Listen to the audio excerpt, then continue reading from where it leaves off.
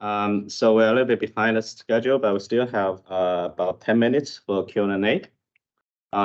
Is any questions so far for a family foundation or any of our attendees?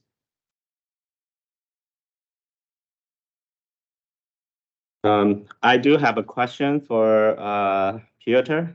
Piotr, are you still here? Yep, I'm still here with you. Can you hear me? Okay, good. I saw you. It's amazing to see your timeline from diagnosis to come up with a whole solution. I found that you starting from the first seizure to diagnosis only took you 1 month. So by average, people usually would take several years.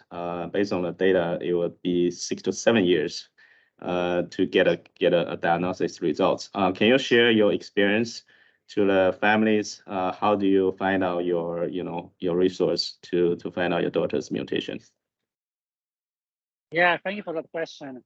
I mean, I think that there's newborn screening, obviously, for different diseases. And what is, for example, happening right now in Poland is that we have, let's say, bottom-up community driving the awareness of this whole exome sequencing. And because if you look at the last couple of years, the average cost to perform the whole exome sequencing went down dramatically, and it's affordable for like normal average families at some point. And we have this kind of big movement that is also driven by the patient foundations, not the research foundation, but overall the patient foundations, about driving awareness also from the parents' perspective. Because it's crucial to raise awareness among the HCPs, but it's also crucial to raise awareness about among the patients, among the parents, so that we push from the parent perspective to find the diagnosis. Like the one should never give up, and the patient should be seeking the answer to the reason for the disease, using all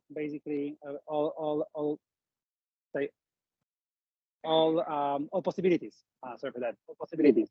And I really hope that in a couple of years from now, the whole exome sequencing will become the standard of care worldwide, in US, in Germany, in Poland. So instead of doing multiple tests for the SMA, for Duchenne, for mucoviscidosis, and any other genetic disorders, we're gonna have newborns with the whole exome sequencing, getting the diagnosis straight away before the first symptoms, and buying ourselves a lot of time to move the needle around to the potential development of the diseases. So I think that the key is to not only raise awareness among the HCPs about the things like whole exome sequencing, but also among the families, among the patients, so that they also push the whole healthcare system to find for the reason for the disease. Thank you for your answer. I think that's really helpful. I hope the United States have the similar organization like Poland. I have another questions for Amber. I'm not sure whether Amber is still here.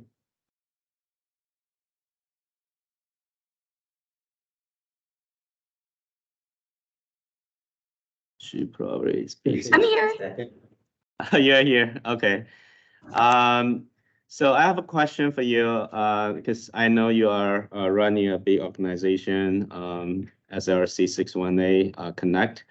I attended your symposium last year. I think that's amazing. So, and I know you are collaborating with multiple research organizations and biotech, and you're trying multiple different modalities, including repurposing small molecules, ASOs, and gene therapy. So I just curious because there's a lot of patients when they first found out their diagnosis, they don't know what's the clue to go with. To start with, there's so many different things. It's very overwhelmed, pretty overwhelmed to the parents. Do you want to share your experience, how you leverage all these resources, how to prioritize your drug development? Yeah, I just curious. Yeah, we we took a different approach, I think, than most nonprofits do. We decided on the goal, which was a novel translational therapy to change our children's DNA or RNA to relieve their symptoms. And we recruited the people we wanted to do that for us. With that in mind, wrote some grants, started down that translational approach, and with the full knowledge we were going to need to organically backfill questions and along the way.